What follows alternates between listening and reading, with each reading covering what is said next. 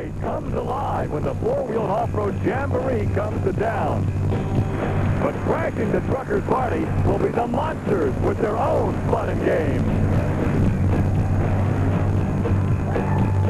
Snake Fight, the Grave Digger, and Andy Brass and Bigfoot are but a few of the party animals doing the Monster Mash in Bloomsburg.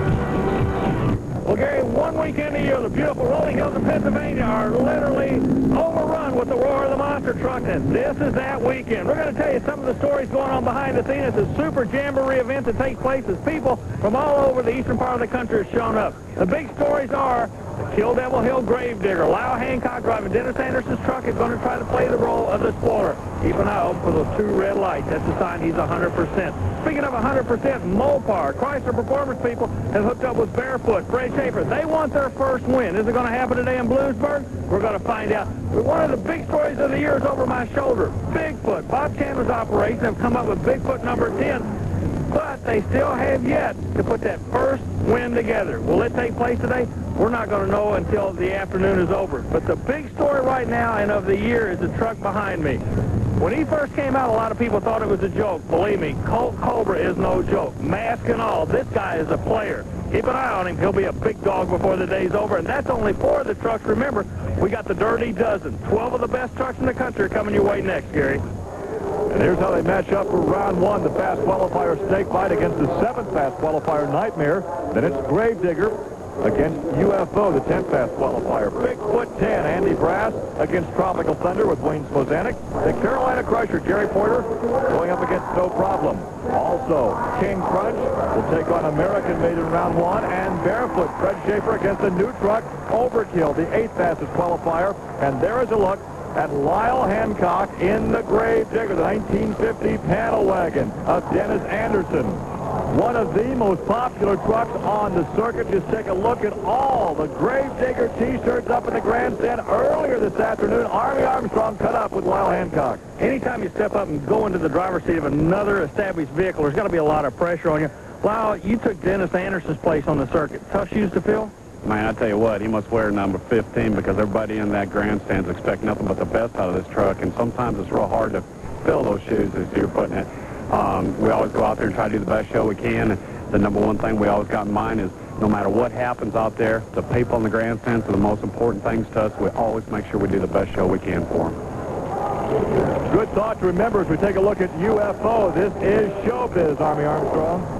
Gary, you're exactly right. He's showbiz until the light goes green, and Bob Fisher's going to prove that. He teamed up with Cunningham Competition to try to find the horsepower to beat the Gravedigger. New Jersey in the far lane, the Red Light Bandit from Kill Devil Hill, North Carolina, in the near lane. Gary, first run of the day.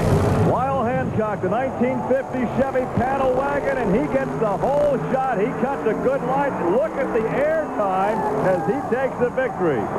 Gary, it's amazing. The champion of the truck seems to be working perfect off that right lane and not touch the car for it. Seems to be clear and everything. I think the Gravedigger may have the hot setup. Well, watch him cut this good light right here. He got the whole shot, and he won it right there at the start. A lot of air time. Now let's go down and talk to Lyle Hancock. Lyle, I know you weren't here last year, but everybody found out the right lane was the place to be. I think it took you just this one run to find out that's the place to be this year, too. I watched everybody running over there in the left lane yesterday, and by chance, the way we drew the numbers on it, I got to pick the right lane to make my qualifying. And my first pass wasn't very good. I missed the second set of cars, but, you know, it's like anything else. You got to get a little used to the track. It felt good today. We made a gear ratio change last night. You know, I was actually leaving the line too hard last night, so I was putting the truck a little out of shape. As you've seen it out there, I mean, it felt good. John Moore in the cockpit of No Problem as round 1 continues. We're coming back. Stay with us. Presents the Penda four-wheel and off-road Jamboree Summer Nationals, a part of the BF Goodrich Performance Series. I'm Buddy Gary Lee along with Army Armstrong. Round 1 competition continues. Gary Porter's going to be coming up against John Moore, and I want you to notice the front end of these trucks. Moore's truck is set up real loose, okay? I'm going to point it out to you. When the light goes green, it takes horsepower to raise the front end of Moore's truck up. That is a disadvantage right now with the new chassis set up. I talk about Moore's truck, didn't come across and look at the truck closest to us, Gary Porter. When that light goes green, the front end stays down and the truck goes forward. So what I'm telling you, They're still trying to get the chassis dialed in on the Ford. The raise lift is costing horsepower. That allows Porter to get out just PT to take the win. Well, of course, Gary Porter has a truck he has worked with a couple of seasons. John Moore has a brand new racing vehicle, and it's going to take some time to work out the bugs and get that suspension and chassis to work. Exactly. Notice how much lift there was in the front end. Well, the truck is designed to lift. Matter of fact, that design comes from off-road racing out of the Baja California circuit, but they've got to tweak it a little bit more, Gary, to get it to work on these 10,000-pound monster trucks. Fast qualifier coming up, the snake fight. There is a look at Nightmare. Kirk Dabney out of northern Indiana, Fort Wayne, Indiana, the northeastern quadrant of the state. And there is a man from Cobra Creek, Colorado, Colt Cobra, in the snake fight. You know, it's interesting. A lot of people thought, hey, this is kind of a little facade here. No, this guy is for real. He built this truck solely to show that he could build one of the quickest Fords in the country. Earlier today, he proved it.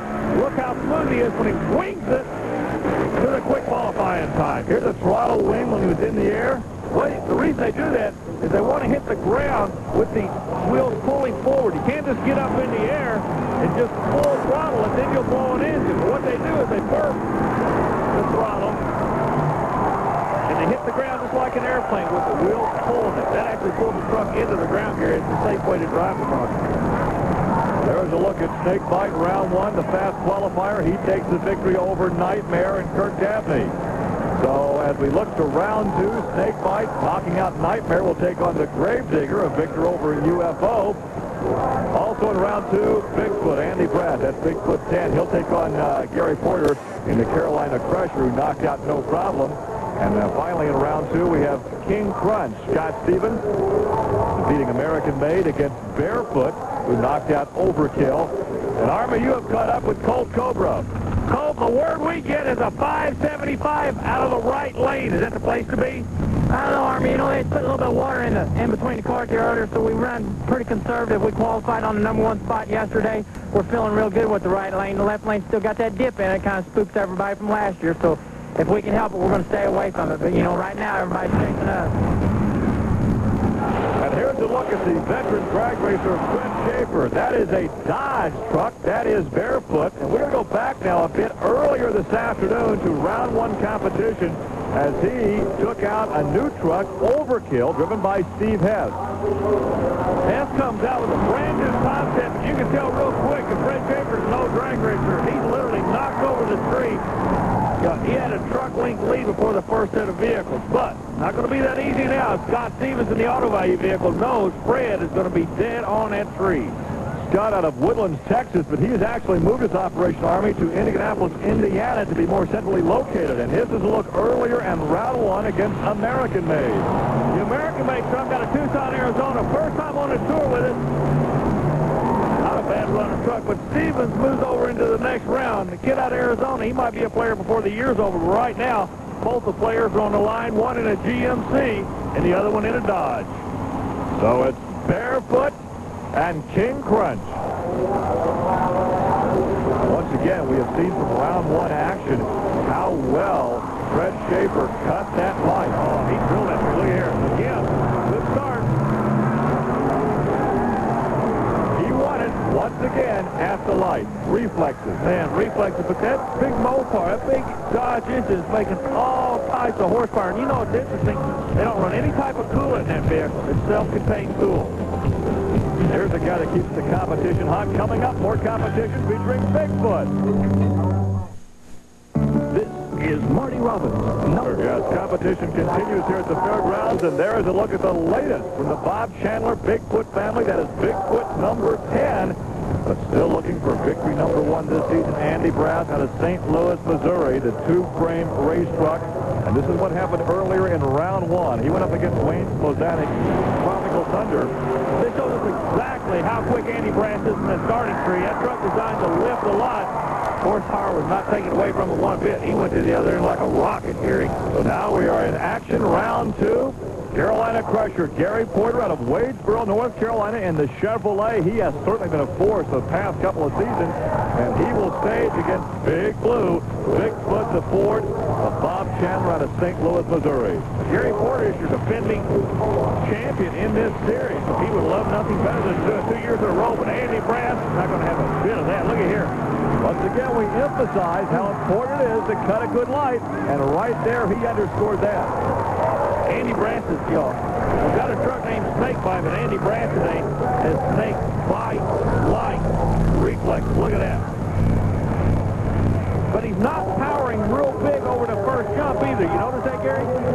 As we see Andy Brass put Gary Porter on the trailer, we have two trucks we talked about earlier on the sidelines. So Snakebite and Gravedigger are out of the competition following a freak occurrence in the second round. Both trucks broke at almost the same time. It was really interesting. They both go to the starting line literally on full kill.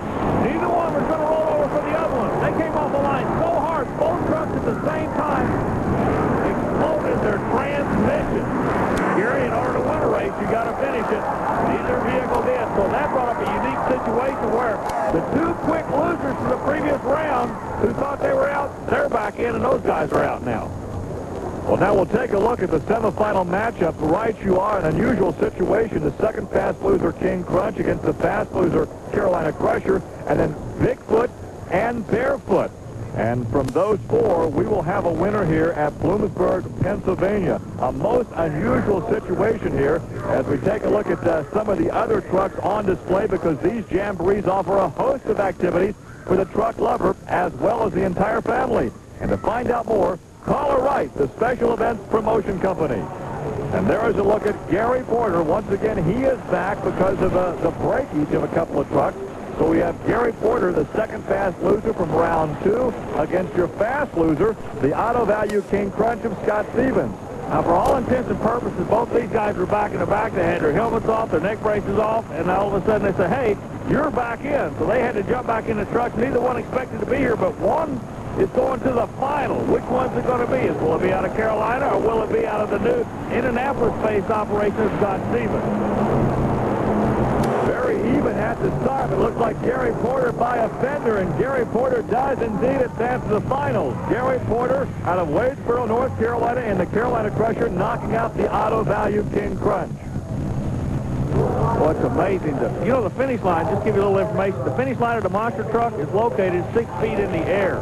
Why? Look at the finish line here. If you had the lights on the ground, they would have literally flown completely over. Both trucks fly to the finish line right here. And it's by a wheel that Gary Porter wins. But look at this, Army. Gary is being towed back to the paddock area. We could have another interesting turn of events because he has found a spot in the championship if that truck's not broken. Yeah. It's really amazing. If the jamborees, everybody comes loaded for bear, and Porter may not get a shot at this one. Let's find out. No love lost. As a matter of fact, I'll be up front. These guys just don't like each other. One in a Dodge, one in a Ford. Let's just watch this one. It'll be a street fight. Andy Brass. Oh.